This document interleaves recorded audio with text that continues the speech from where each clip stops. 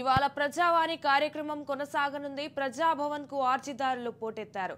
పండుగ వేళ అయినా దరఖాస్తుదారులు ప్రజాభవన్ కు చేరుకున్నారు. అనేక రకాల సమస్యలపై ఆర్జీలతో ప్రజాభవన్ కు విచ్చేశారు. రైట్గా దీనిపై పూర్తి సమాచారం మా ప్రతినిధి మహేందర్ లైవ్ లో అందిస్తారు. మహేందర్, చెప్పండి, దీనికి సంబంధించిన అప్డేట్స్ ఏంటి?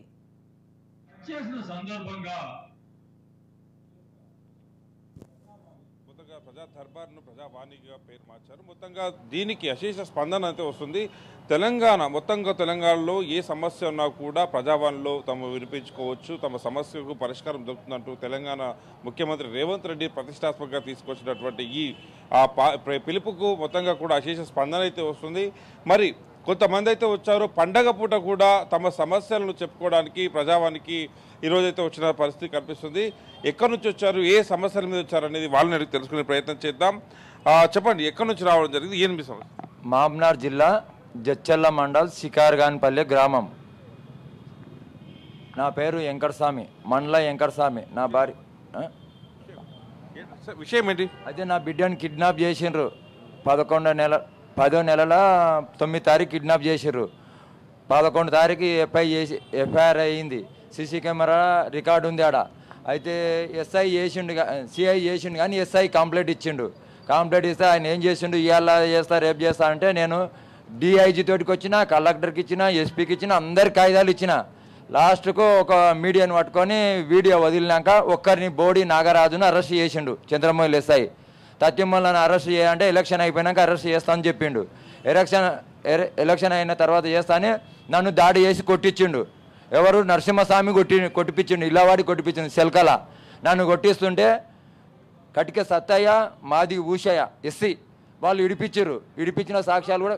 మీరు కేసు పెట్టారు కదా, ఏంటి కేసు గురించి పోలీసులు ఏ రకంగా స్పందించారు? అలాగే ఆ భూమి విషయంలో కూడా అంటున్నారు. కలెక్టర్ దృష్టికి ఏమైనా తీసుకెళ్ళిరా? కలెక్టర్ తోటి కూడా 3 సార్లు పోయినా.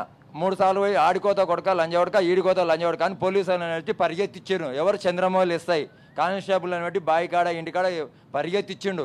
కేసు రాజీగామంటే నా కొడుకుని అడిగిండు, నన్ను అడిగిండు. చిలకకాడికి వచ్చి పోర్తో చట్టం కింద కేసు చేయమన్నాడు డిఐజీ. అంటే చేయలేదు, నీ మీద చేసి నిన్ను లోపట్టేస్తా కానీ కేసు మాత్రం రాజీగాను. అది నరసింహస్వామి అంటాడు. అందులో కేసులు ఉన్నాయని ఏమంటాడంటే, ఎట్టి పరిస్థితిలో మీ నాయనని చంపేసినట్టు నిన్ను కూడా చంపేస్తామని అంటారు. పోలీసులు అన్నారు ఈ విషయం. పోలీసు వాళ్ళకి తెలుసు ఇదంతా. పోలీసు వాళ్ళు ఉండే జరిపిస్తారు. నాది గడ్డి అంటి పెట్టినరు, సప్రం పీకేసారు, నా పొలంలోకి వెళ్ళి అడ్డంగా రోడ్ వేయించిండు. చంద్రమౌళి ఎస్ఐ కానిస్టేబుల్ ఉండే చేయించారు. సీసీ పొజిషన్ ఉంది. ప్రతి ఒక్కరు సాక్ష్యాలను 100 మందిని నేను సాక్ష్యాలను తీసుకొస్తా. ప్రతి ఎవిడెన్స్ ఉంది నాతోటి. ఈరోజు మరి అయితే ఓకే, ఇంత జరిగింది. ఎప్పుడు జరిగింది? దాదాపు ఇదంతా కూడా 2002 నవంబర్లో జరిగింది విషయం. మరి ఎక్కడ కూడా న్యాయం జరగలేదా? ఎక్కడ న్యాయం జరగలేదు. నాకు టీఆర్ఎస్ లీడర్లు అని ఎక్కడ న్యాయం జరగలేదు. వాళ్ళు మొత్తం టీఆర్ఎస్ లీడర్లు. పోలీసు వాళ్ళు మాత్రం ముడుపులు ఇస్తేనే జరుగుతుంది.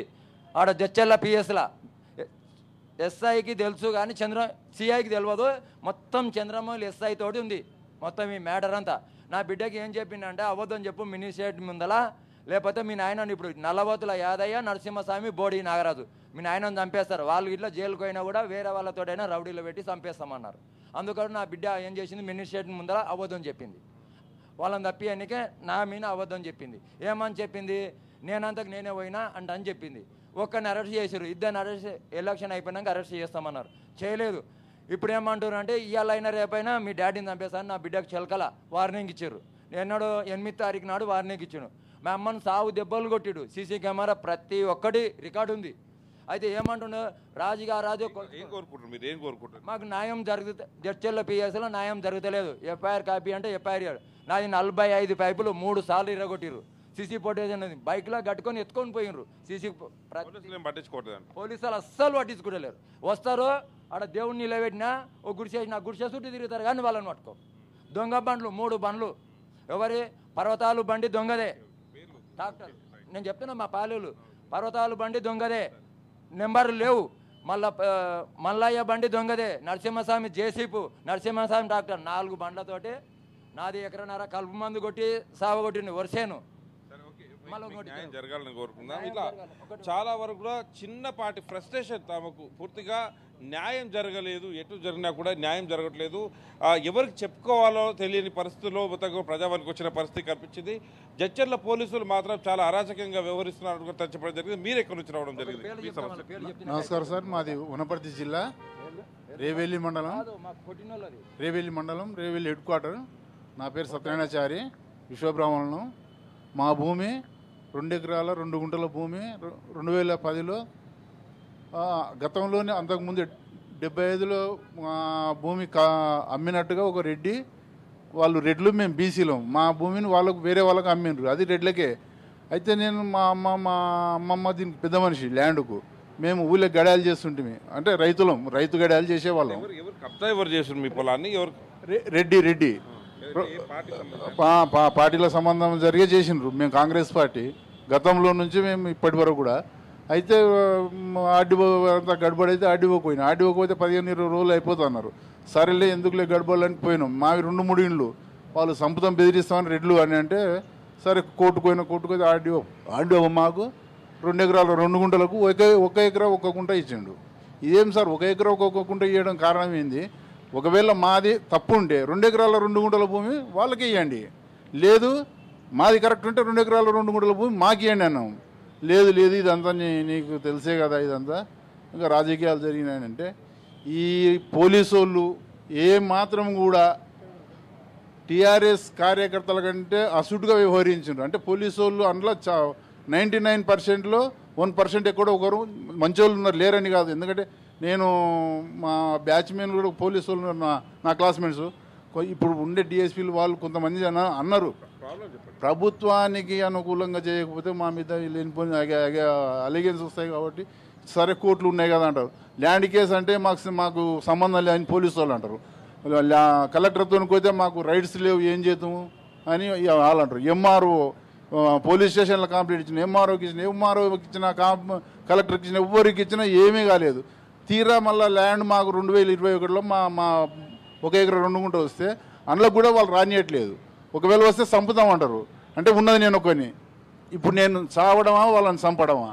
లేదు, ఇక్కడ వచ్చి ఇదే మా యనమల రేవంత్ రెడ్డి గారు ముఖ్యమంత్రి చిన్న ఏజ్లో ఈ స్థాయికి వచ్చిందంటే చిన్నప్పటి కష్టాలు తెలిసిన వ్యక్తి కాబట్టి ఈరోజు ఈ స్థాయికి వచ్చి ముఖ్యమంత్రి స్థాయిలో ఉన్నాడు. 100% న్యాయం జరుగుతుందని ప్రజానికం, యావత్ ప్రజానికం, అంటే నేను కాంగ్రెస్ పార్టీ అని చెప్పట్లేదు, టీఆర్ఎస్ పార్టీ వాళ్ళు కూడా న్యాయం జరుగుతుంది. తెలంగాణకు బంగారు తెలంగాణ ఇప్పుడు చూడబోతున్నాం.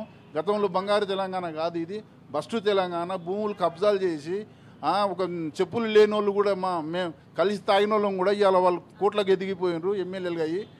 మా బాధ, వాళ్ళ మీద బాధ అనేది ఏంటంటే పబ్లిక్ను దోసి వాళ్ళు డెవలప్ అయ్యారు తప్ప. అంటే ప్రజావాణి గురించి మీరు విన్నారు, ప్రజావాణిలో సమస్య పరిష్కారం అవుతున్నాయని తెలిసింది దాదాపు. చాలా సంతోషపడుతున్న సజ్జనాలు, కొన్ని సమస్యలు తీరినాయి.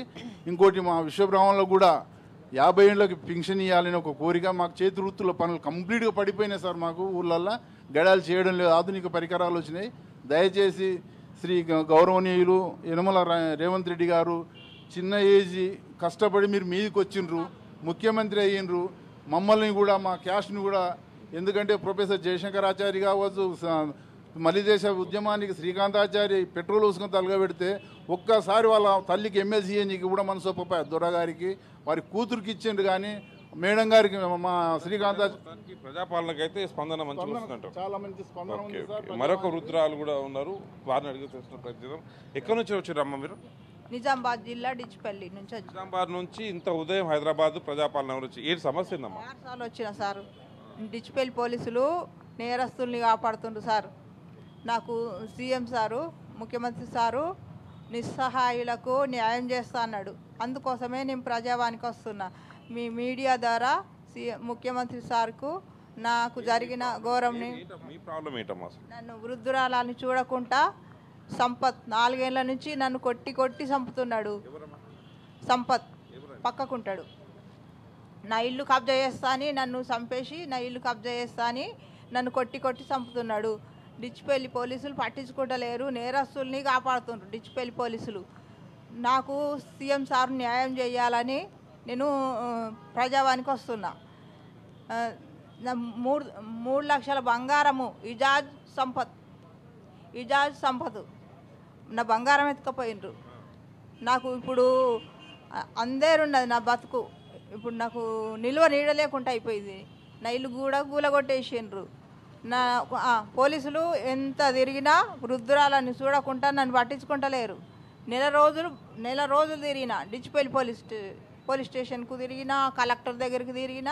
కలెక్టర్ సారు పట్టించుకున్నాడు, కానీ నన్ను ఒక్కదాన్ని చూసి డిచ్పల్లి పోలీసులు పట్టించుకుంటలేరు. నేరస్తుల్ని కాపాడుతున్నారు డిచ్పల్లి పోలీసులు. పోలీసుల మీద కంప్లైంట్ ఇవ్వడానికి వచ్చారా మీరు?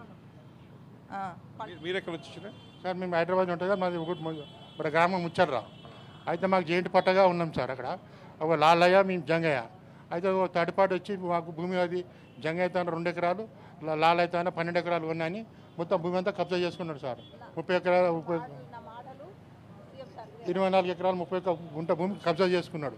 కోర్టుకు వస్తేనేమో 14 ఎకరాలు చూస్తున్నాడు. మండలంకి వచ్చి 24 ఎకరాలు అంటున్నాడు. మాకు అనేక గురి చేస్తున్నాడు. మేము ఎస్సీలం సార్, మాదిగలం మేము. మాకు ఎంఆర్ఓ కూడా సపోర్ట్ చేస్తున్నాడు. మేము తిరిగి గతంలో కూడా కేసీఆర్ ఉన్నప్పుడు కూడా ఆయనకు పెట్టుకున్నాం రికార్డు. ఖాళీ పిలిస్తే రికార్డు ఏం చేస్తారు, కలెక్టర్ పంపిస్తారు. కలెక్టర్ నుంచి మండలం పంపిస్తారు. మండలం ఏందయ్యా కొట్టుకో అని గింతే పంపిస్తారు సార్. అయితే ఇప్పుడు ఈరోజు మళ్ళీ మేము సీఎం గారికి లెటర్ పెట్టుకుంటున్నాం, ఏమో న్యాయం చేస్తారేమని చెప్పి వచ్చినాం సార్.